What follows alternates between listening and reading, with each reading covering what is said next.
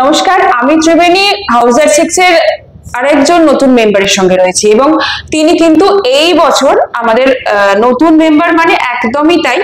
তো তিনি একাধারে মানে যে বলে না চুলও বাঁধেন, যে নারী চুলও বাঁধেন, রান্নাও করেন, এইসব এইসব এইসব এইসব গুণ আছে আমাদের মেয়েদের। সেই রকমই আমি যে নারীর পাশে বসে আছি তিনি একাধারে লেখিকা এবং তার সঙ্গে মডেল 2026-এ ক্রিকেট গ্রাউন্ডে আমাদের হাউজার 6 এর টুর্নামেন্টে। তো এই মিক্স জেন্ডার ক্রিকেটটা উনি কতটা ইন্টারেস্টিং বা কতটা মানে উপভোগ করছেন? প্রথম শব্দটাই খুব ইন্টারেস্টিং আমার কাছে, যেটা মিক্স জেন্ডার।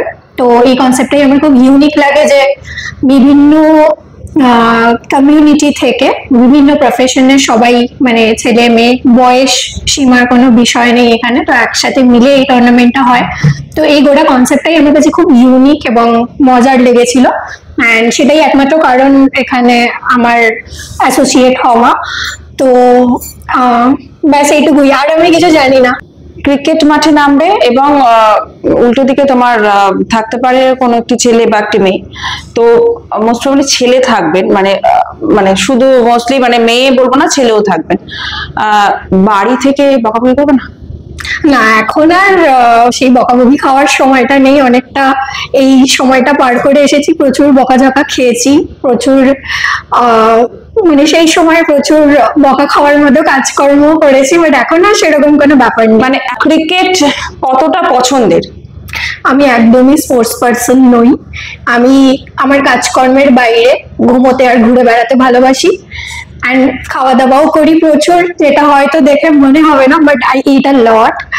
ব্যাস, আমার এই তিনটে ইন্টারেস্টের জায়গার বাইরে আমি কিছু করি না। স্পোর্টস মানে এরকম না যে আমি ক্রিকেট একদম দেখি না বা কিছুই জানি না, বাট ভীষণ যে একটা এক্সাইটিং, এটা এই ম্যাচ হচ্ছে দেখতেই হবে, সরি টু সে, বাট আমি অতটা মানে পাগলের মধ্যে ক্রিকেট প্রেমী নই।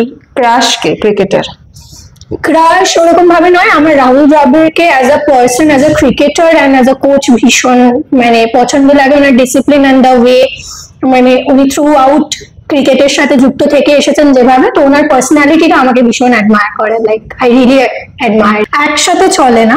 আমার শুরুতে মানে I have started as a content writer, academic content writer, কিন্তু সেটা মাঝপথে কিভাবে বদলে যায় সেটা ঠিক আমি এখন মনে করতে পারি না। ওটা হয়ে যায় সামহাও, আমি পুরোপুরি একাডেমিক থেকে মানে ফ্যাশন ইন্ডাস্ট্রিতে চলে আসা।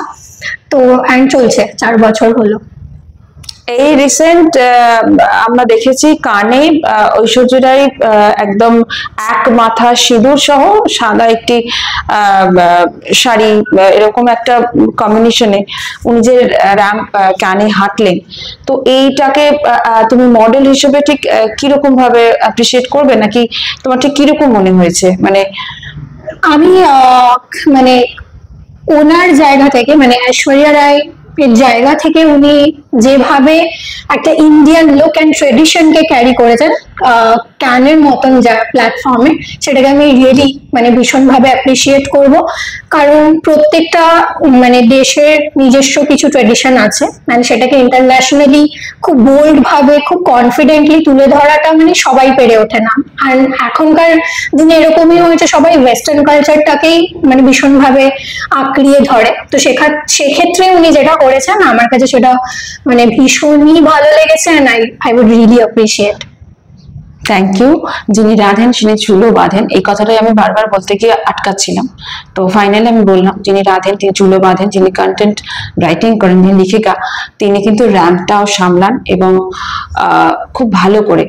আর মিক্স জেন্ডার ক্রিকেট টুর্নামেন্টে হাউজার 6 এর মাঠে আমাদের দেখা হচ্ছে। আর লাস্ট একটু জিজ্ঞেস করে নেবো যে উইশ উনি কি করতে চাইবেন আমাদের? আমি অবশ্যই চাইবো যে এই হাউজার সিরিজটা আরো চলুক, দীর্ঘ বছরের চলুক, নতুন নতুন অনেক মেম্বার আসুক, পুরোনো মেম্বাররাও সাস্টেন করুক, সবাই মিলে অনেক মজা হোক, অ্যান্ড এই মজাটা দীর্ঘজীবী হোক।